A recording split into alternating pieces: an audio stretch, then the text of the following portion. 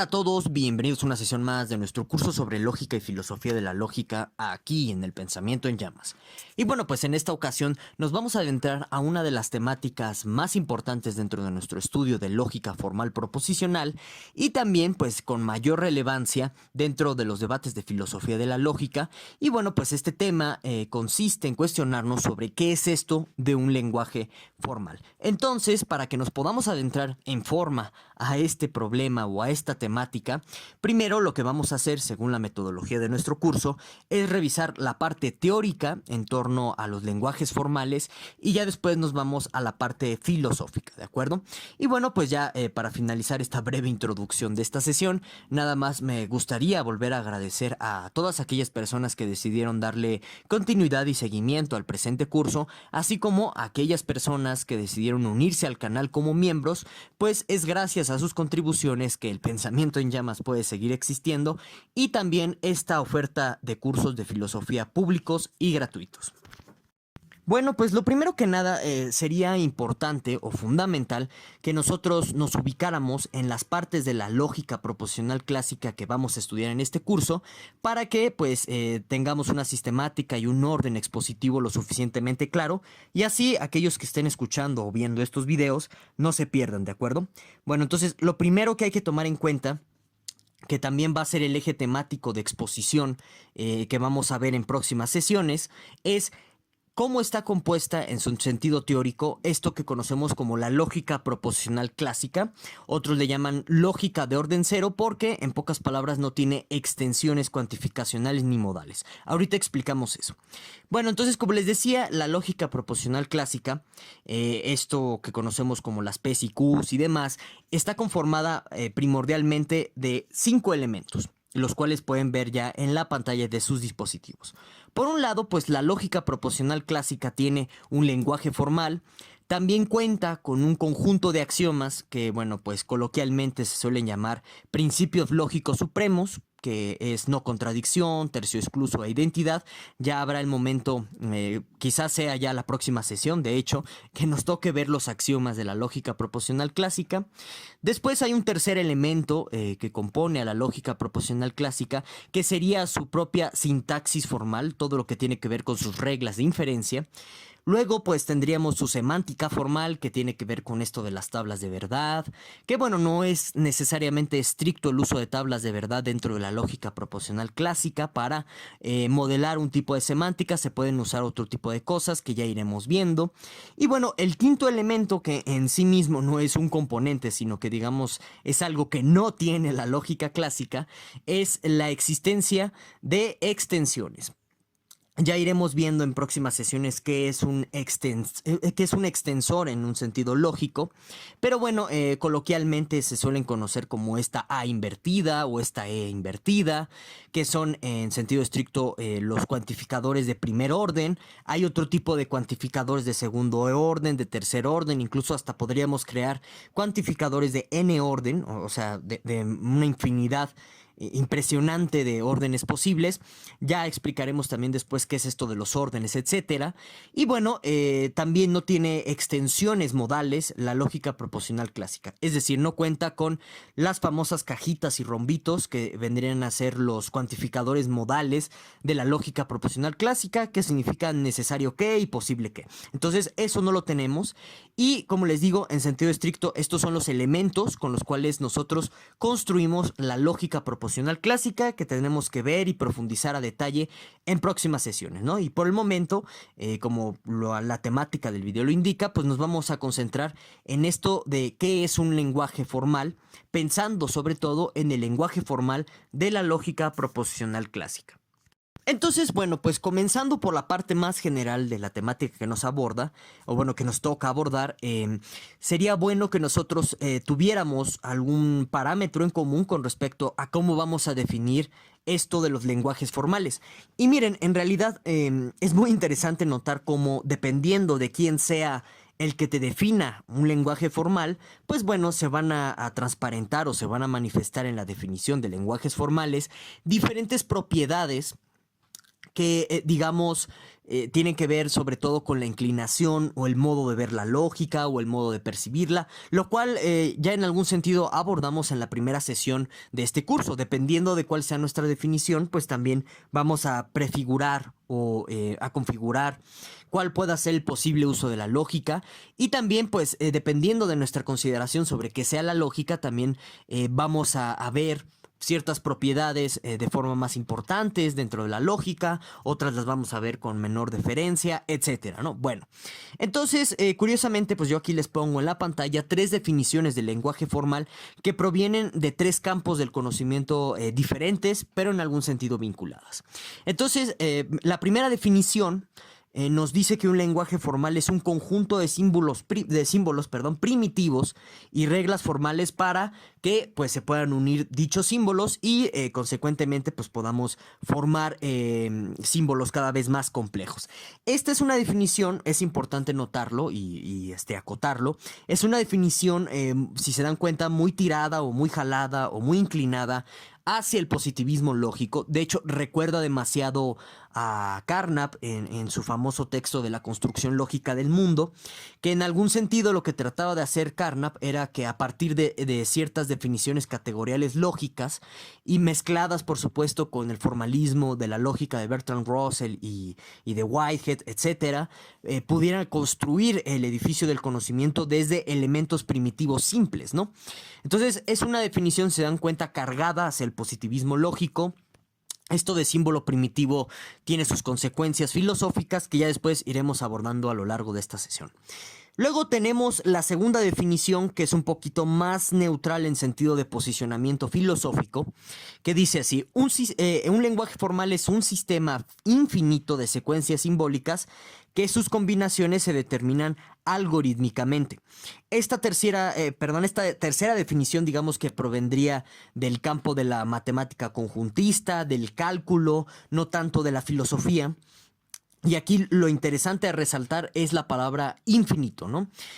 Ciertamente nuestros lenguajes formales, en especial el lenguaje proposicional, como ahorita vamos a ver, nos da la capacidad para crear una infinidad de proposiciones, ¿no?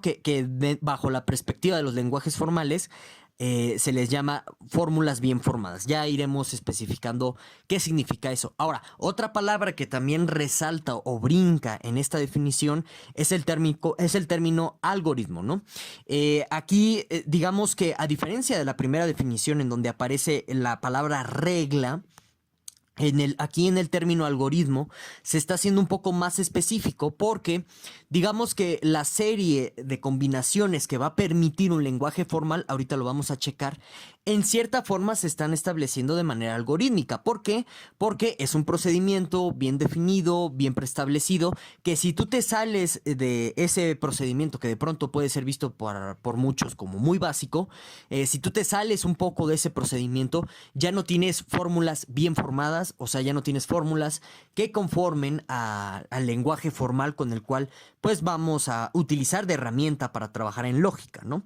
Y bueno, pues ya tenemos una tercera definición aquí en la pantalla, que sería una definición más cercana a ciertas posturas de filosofía de la tecnología. Incluso es una postura que podría aceptar algún computólogo, alguna persona que estudió ciencias de la computación, que sea ingeniero computacional, etcétera, en donde pues dice así esta definición. Dice: un lenguaje formal es un sistema de secuencias infinito que puede ejecutar un autómata finito mediante un procedimiento de decisión.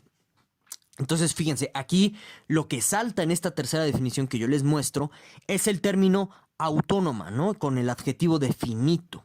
¿Qué quiere decir eso? Esta definición está emparentada en algún sentido o deviene o proviene de algo que se conoce como la máquina de Turing. No me voy a meter mucho al tema de la máquina de Turing en esta sesión, porque si no nos vamos a salir mucho de la temática del video, pero sí es importante tener presente que esta definición proviene de ahí y a su vez tiene implicaciones más grandes, porque es gracias a esta manera de ver o de concebir a la lógica que tenemos computadoras que funcionan con ciertos tipos de lenguajes formales que justo como pues, una computadora en realidad es un autómata, es decir, hasta ahora la computación no ha generado seres con voluntad propia para actuar, sino que son autómatas en el sentido en el que tú los programas para que ejecuten ciertas órdenes, las cuales tú le das.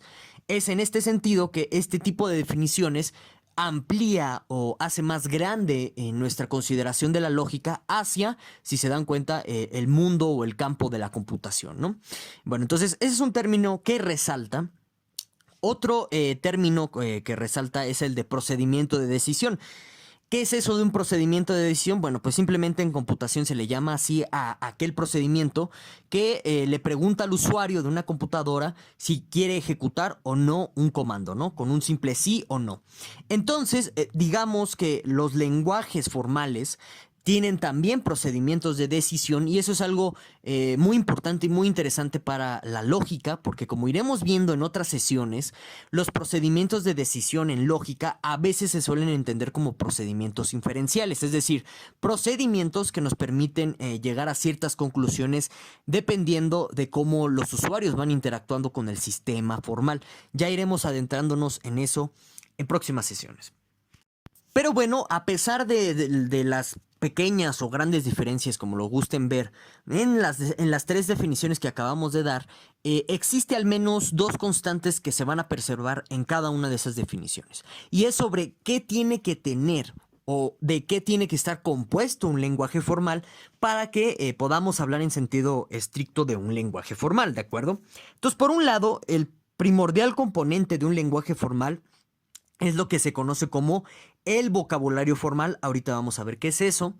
Y el segundo componente, decisivo de los lenguajes formales es el de la existencia de un conjunto de instrucciones, de pautas, conocidas como reglas de formación, para que podamos obtener lo que se conoce como fórmulas bien formadas. A veces a estas reglas de formación se les llama gramática formal. Y es muy importante que nosotros no confundamos bajo ninguna circunstancia las reglas de formación dentro de un lenguaje formal con las reglas de inferencia, las clásicas que a lo mejor algunos ya de ustedes conocen, como modus ponens, modus tollens, etcétera, porque esto ya lo iremos viendo también en otras sesiones. A diferencia de las reglas de formación, que lo único que nos van a dar o que nos van a arrojar son fórmulas bien formadas, las reglas de inferencia nos arrojan teoremas, es otra cosa completamente diferente. Entonces, no hay que perder de vista esta diferencia, como les digo, y no confundirnos respecto a las reglas de formación con las reglas de inferencia. Entonces, estos son los dos elementos primordiales y esenciales que tiene que tener todo lenguaje formal, y esto es tan estricto que si nosotros no tenemos alguna de las dos cosas, no estamos en sentido estricto frente a un lenguaje formal. Ahora bien, respecto al primer componente del vocabulario formal, pues bueno, este se suele entender como, primero que nada, cualquier simbología que sea diferenciable entre sí. Eso es algo muy importante. ¿Qué quiere decir eso de que sea diferenciable entre sí? Si ustedes recordarán, en la sesión anterior vimos que en realidad podríamos usar cualquier tipo de simbología para representar proposiciones, ¿no? O sea, podríamos usar caritas felices, triangulitos, no necesariamente las P's y las Q's, pero aquí ya cuando nos estamos metiendo al tema del lenguaje formal, sobre todo a la cuestión de los vocabularios formales, ciertamente ustedes pueden seguir utilizando cualquier tipo de simbología que prefieran, triangulitos, crucecitas, estrellitas, etcétera. Pero aquí el único requisito va a ser que podamos dentro de esa simbología utilizar pues caracteres diferentes para que podamos diferenciar diferentes fórmulas. Aunque sea redundante todo lo que acabo de decir, es muy importante ser muy enfáticos con eso. A su vez, dentro del vocabulario formal debe existir alguna manera de usar la simbología de manera diferente a como se está usando dentro de la simbología que utilizamos para hablar de las P's y Q's clásicas. Ajá. Necesitamos una simbología que nos sirva para distinguir a las proposiciones de las conectivas lógicas. Eso también es algo muy importante que hay que enfatizar, ¿de acuerdo? Entonces, En nuestro vocabulario formal de la lógica proposicional, bueno, pues vamos a utilizar la simbología clásica, que se suele usar, la de las P's, Q's y demás. Entonces, para las proposiciones vamos a utilizar P's y Q's, mientras que para las conectivas lógicas utilizamos la simbología tradicional, ¿no? La cuñita para arriba, que aquí yo estoy poniendo una I latina, para simbolizar a la conjunción, a nuestra conjunción del lenguaje natural, que vendría a ser la I, ¿no? De el árbol y el perro, ese tipo de conjunciones estamos haciendo referencia. También vamos a utilizar el símbolo de la disyunción inclusiva, que sería esta V. También vamos a utilizar el símbolo del condicional material, así se le suele hablar. Conocer, otros le llaman implicación material, no es importante al final del día el término, siempre que nos entendamos sobre el mismo símbolo. Vamos a utilizar a la flechita, otros usan una herradura, no es importante, como les digo, es una cuestión de gusto, a veces de estilo dentro de los textos de lógica, en fin. También vamos a utilizar el bicondicional, que a veces aquí lo vamos a usar como 2 flechitas, en otras ocasiones se suele usar como 3 líneas, no es importante, de nuevo es una cuestión de grafía. Y vamos a utilizar un guión al lado de la letra proposicional para simbolizar a nuestra negación del español, ¿no? Cosas como no corro, no hablo, etc. Bueno, no perdamos de vista que las proposiciones, como ya habíamos dicho en la sesión anterior, tiene que ver con cualquier tipo de oración afirmativa o aseverativa en el español, ¿de acuerdo? Cualquier oración que hable de un hecho, ahí estaremos en presencia de una proposición, ¿de acuerdo? Entonces, este es el vocabulario formal. Cualquier duda, pues ya saben, me la pueden dejar aquí abajo en la caja de los comentarios.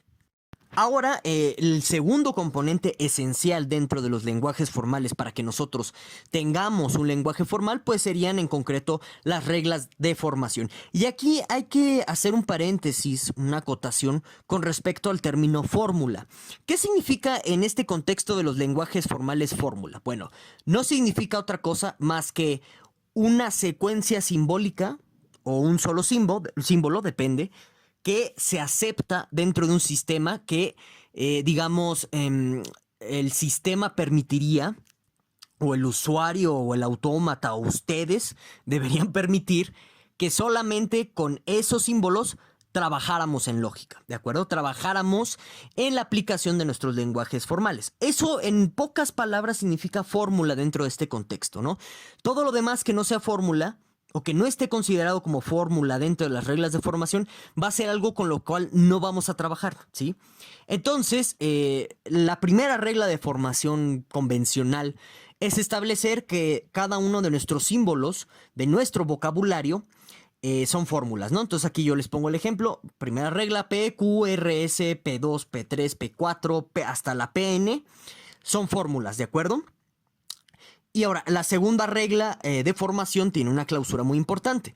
Dice, si P, Q, R, S, P2, P3, P4 hasta la PN son fórmulas, entonces, pues P y Q, si P, entonces Q, no P, si solo si P, entonces Q, P o Q también van a ser fórmulas, ¿de acuerdo? Es decir, si nuestros simbolitos son fórmulas, entonces también van a ser consideradas como fórmulas todas aquellas combinaciones que se den mediante nuestras conectivas lógicas, ¿de acuerdo? Y la tercera es una cláusula de restricción de las reglas de formación que nos dice nada más es fórmula, ¿de acuerdo? Solamente con estos símbolos de la primera clausura, de la primera regla, y con los símbolos, la combinación de los símbolos que nos da como permitidos en la segunda regla, son los únicos símbolos con los que vamos a trabajar dentro de nuestro sistema formal, con nada más. No vamos a trabajar con estrellitas, no vamos a trabajar con romboncitos, no vamos a trabajar con nada, porque no son fórmulas de nuestro sistema. Entonces, eso también es algo muy importante tomarlo en cuenta, ¿de acuerdo?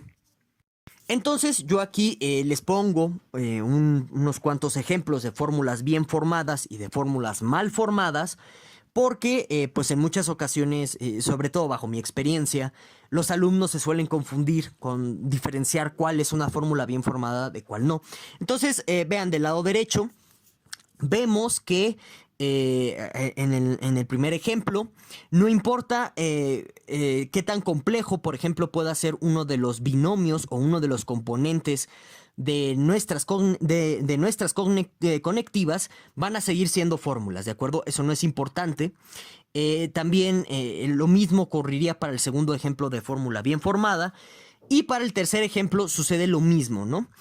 Intencionalmente, si ustedes se dan cuenta, frente a este tercer ejemplo puse un ejemplo, valga la redundancia, de fórmula mal formada, en donde yo no incluyo los símbolos de asociación. Simplemente son puras disyunciones, o sea, puras Vs, en donde yo estoy uniendo P, Q, R, S, P2, etcétera, ¿no? ¿Por qué eso es una por qué eso es una fórmula mal formada? Porque es muy importante hacer notar que dentro de nuestro lenguaje formal, nuestras conectivas son binarias, es decir, siempre tiene que haber, cuando usamos las conectivas para unir otras fórmulas, bueno, otras proposiciones o otros símbolos simples, siempre tiene que unirse en términos de pares, ¿no? O sea, te queda una de un lado y otra del otro, y hasta ahí se acabó. Justo a diferencia de lo que está sucediendo en el lado izquierdo, los símbolos de los paréntesis asociativos lo que me permiten es, si se dan cuenta, preservar esa bivalencia, o bueno, esa binariedad más bien, ese es el término correcto, esa binariedad de las conectivas lógicas, ¿sí? Si yo le quito los símbolos, ya no se distingue y entonces se pierde la cuestión binaria de nuestras conectivas lógicas. Ciertamente hay propiedades de las conectivas lógicas en concreto que tiene que ver con estos símbolos, como la asociatividad, la idemponencia, algunos le llaman así a una regla muy específica, que no es regla, más bien es una fórmula, un teorema, y este tipo de cosas ahorita no las vamos a checar, porque pues todavía nos haría falta ver sintaxis formal, semántica formal, para demostrar todo ese tipo de teoremas, ¿de acuerdo? Entonces, espero que estos ejemplos hayan servido. Cualquier duda, pues no olvides dejármela aquí abajo en la caja de los comentarios. Ahora bien, una propiedad de los sistemas formales es la recursividad. Esta propiedad es metalógica y digamos que en un sentido estricto, formal, la podríamos definir como la construcción a partir de la autorreferencialidad de una definición formal, ¿sí? ¿Y qué es eso, no? Parece que acabo de hablar en chino. Bueno, pues en otras palabras, sería la heredabilidad de propiedades entre fórmulas simples y complejas. Entonces, para que se entienda esto de una forma cada vez más clara, pensemos en estas cañas de azúcar que les pongo aquí en la pantalla, ¿no? Por ejemplo, si ustedes agarran una caña de azúcar y la parten en dos, se darán cuenta que cada una de las dos partes que les quede de la caña de azúcar van a terminar al final del día conservando las mismas propiedades, como por ejemplo su dulzura, ¿no? A lo mejor siguen sabiendo a azúcar las dos, su textura, siguen siendo muy gruesas, su olor, su color, etcétera, ¿no?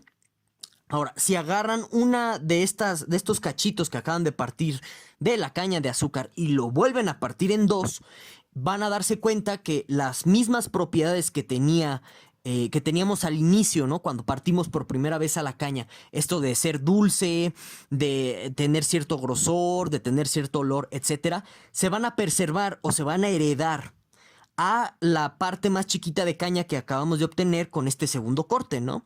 Y si seguimos cortando la caña cada vez en más trocitos y en más trocitos y en más trocitos, cada uno de estos trocitos va a continuar preservando las propiedades del trozo original con el cual empezamos a hacer las particiones. Propiedades como que sepan azúcar, como que sean duras, que huelan de cierta forma, etcétera, ¿no? Eso, en pocas palabras, sería la recursividad. O sea, es una conservación de propiedades que se van heredando, por así decirlo, de las fórmulas más básicas del sistema a las fórmulas más complejas. Entonces, por eso, si ustedes se dan cuenta, en la segunda regla de formación de nuestro lenguaje formal, se mantiene el carácter de fórmula a todas aquellas que utilizan conectivas lógicas de la manera ahí especificada, porque por una cuestión de heredabilidad, de las proposiciones más simples o de las fórmulas más simples, se va a continuar esa propiedad a las proposiciones más complejas. Esto es algo muy importante en lógica porque lo que nos termina por decir la recursividad es que si algo tú lo puedes demostrar en fórmulas chiquitas, no tan complejas, eso mismo se va a poder demostrar en fórmulas cada vez más grandes, en fórmulas cada vez más complejas. Por eso la recursividad es una propiedad lógica tan importante que se da ya desde la estipulación de un lenguaje formal. Sin esa propiedad de recursividad no podríamos, por ejemplo, lidiar con proposiciones infinitas, ¿no? Porque las tendrías que demostrar una por una por una. En este sentido, la recursividad es lo que le va a dar generalidad a la lógica, porque es a partir de la recursividad que en una prueba que agarres una proposición de ciertas características, va a hacer que esta recursividad se continúe, o se permee o siga valiendo la misma prueba para proposiciones cada vez más complejas, ¿de acuerdo? Por eso la recursividad es algo muy, muy importante. Y bueno, pues ya dicho todo eso, vamos a la parte de filosofía de la lógica con respecto a, pues, al tema de los lenguajes formales. Y miren, aquí un aspecto muy importante que nosotros debemos observar es cómo se construye un lenguaje formal. Si ustedes se dieron cuenta, la construcción de los lenguajes formales es profundamente arbitraria. Es decir, yo llego y estipulo el lenguaje formal como a mí me plazca. Es decir, puedo elegir la simbología, puedo elegir incluso qué símbolo voy a utilizar para esto que se conoce como los conectores lógicos, ¿no? Otros le dicen constantes lógicas. Ya veremos por qué se les llama así en otras sesiones. Y bueno, este tipo de arbitrariedades con respecto a cómo establecemos o estipulamos el significado de nuestras conectivas lógicas, su simbología, incluso hasta los propios elementos que decimos que van a representar de nuestro lenguaje natural, ha llevado a pensadores como Quine, en este texto clásico dentro de filosofía de la lógica, que lo pueden ver ustedes en la pantalla, a cuestionar o a decir más que nada que cualquier cambio que efectuemos en lógica va a ser un cambio fundamental con respecto al significado de todas las conectivas lógicas, ¿no? ¿A qué tipo de cambio se refiere? Pues un cambio del simbolismo de las conectivas, incluso hasta un cambio respecto a cómo vamos a introducir el significado de las conectivas lógicas con respecto o en relación a nuestro lenguaje natural. Entonces, justo aquí la pregunta filosófica interesante es si en realidad seguimos hablando de las mismas conectivas una vez que se ha efectuado un cambio en los lenguajes formales. Si la respuesta, como evidentemente apunta este planteamiento de Quine, es un rotundo no, entonces cabe preguntarnos si es posible capturar el significado de algunas de nuestras expresiones del lenguaje natural con lógica. Y es una pregunta fuerte porque, como ya hemos visto desde la sesión pasada y desde la primera sesión, una intención que tenemos con la lógica es, en algún sentido, evaluar nuestros argumentos.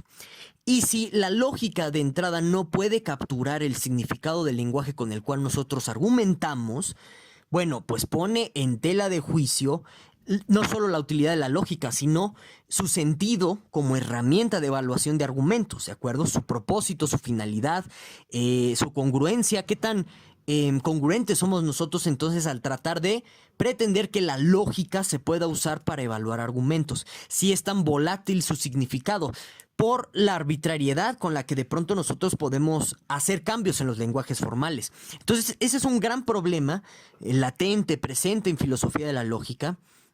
Unos han tratado de rebatir este planteamiento de Quine diciendo que no, que lo que cambia no es el significado de la en sí de los lenguajes formales, sino que lo que está cambiando son propiedades en la consecuencia lógica. Bueno, son en realidad mi consideración cuentos chinos. Ya iremos viendo por qué son cuentos chinos, ¿no?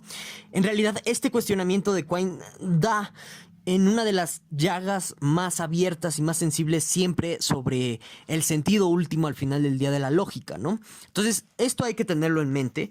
Me gustaría que ustedes lo reflexionaran y me dijeran, pues, qué piensan al respecto. Y bueno, pues digamos que una interrogante también bastante fuerte que surge, sobre todo a partir del pensamiento de Wittgenstein, que lo podemos encontrar presente en Observaciones sobre los fundamentos de la matemática, es si en sentido estricto este tipo de lenguajes formales son un lenguaje. Y bueno, quizás algunos piensen que sí, porque pueden decir que hay como analogías, nuestro lenguaje natural o bueno, el cotidiano que utilizamos tiene como un vocabulario y tiene reglas de formación, en este caso serían las del diccionario de la RAE, ese tipo de cosas, ¿no? Pero en realidad la respuesta, por ejemplo, aquí desde Wittgenstein sería un no. ¿Y por qué no?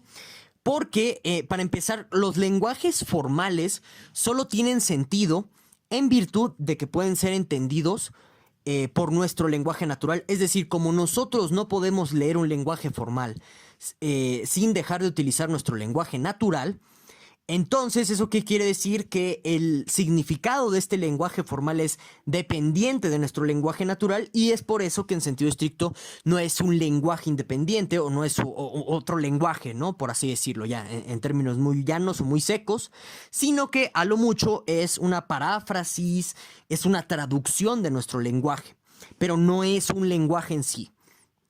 Entonces, de aquí se seguiría la postura wittgensteiniana de, ¿sabes qué? Este tipo de lenguajes formales son herramientas en realidad y no tienen al final del día por qué parafrasear o tratar de capturar el significado de nuestro lenguaje natural, porque ya saben, ¿no? Este prejuicio freguiano del cual ya hablábamos desde la primera sesión de que nuestro lenguaje natural es ambiguo y entonces hay que meter como una maquinaria formal, un lenguaje formal para quitarle esa ambigüedad, etcétera. Pues al final del día no está del todo justificado. A lo mucho para que nosotros podamos disolver problemas como los coinianos, quizás sería ver la cuestión desde el punto de vista instrumental, es decir, ver a la lógica como una herramienta que utilizamos ya para fines muy específicos, con independencia de si está capturando o no el significado de nuestro lenguaje natural. Y bueno, pues hasta aquí sería todo por el momento. No olvides dejarme en la caja de los comentarios todas tus inquietudes y opiniones. Y bueno, pues nos vemos hasta la próxima.